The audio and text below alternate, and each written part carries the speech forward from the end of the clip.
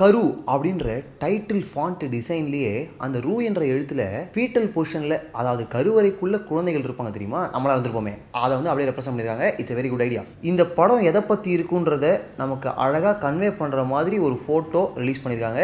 செம்ம எலிகண்டான பிக்சர். ஒரு லான் இருக்கு.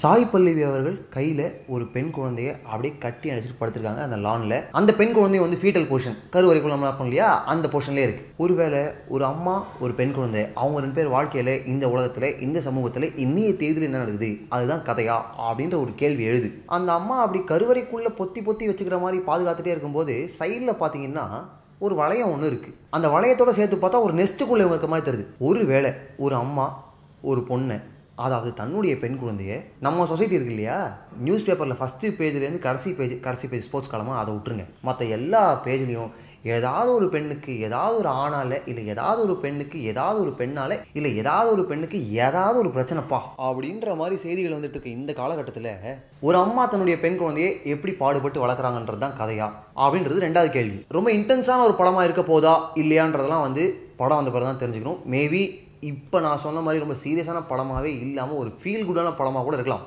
ஆனால் எமோஷன்ஸுக்கும் பர்ஃபார்மன்ஸுக்கும் செம வேல்யூ இருக்கும். அதை வந்து உறுதியாக சொல்லலாம். டைரக்டர் விஜய் அவர்கள் எமோஷனல் ஸ்கிரிப்டை ஹேண்டில் பண்ணுறதுல கில்லாடி. இதில் கவனிக்க வேண்டிய விஷயம் என்ன அப்படின்னா, சாய் பல்லவி மதர் டீச்சராக பர்ஃபார்ம் பண்ணி நம்ம மனசெல்லாம் இடம் முடிச்சிட்டாங்க இல்லையா, இதில் வந்து ஒரு மதராக பர்ஃபார்ம் பண்ணாங்கன்னு வச்சுக்கோங்களேன், அதையும் நல்லா பண்ணிட்டாங்கன்னு வச்சுக்கோங்களேன், அவ்வளோதான். ஒரு இர்ரீப்ளேசபிள் ஹீரோயினாக பர்ஃபார்மராக இடம் முடிச்சிருவாங்க. தமிழில் ஃபஸ்ட்டு படமே ஒரு உமன் சென்ட்ரிக் படம்.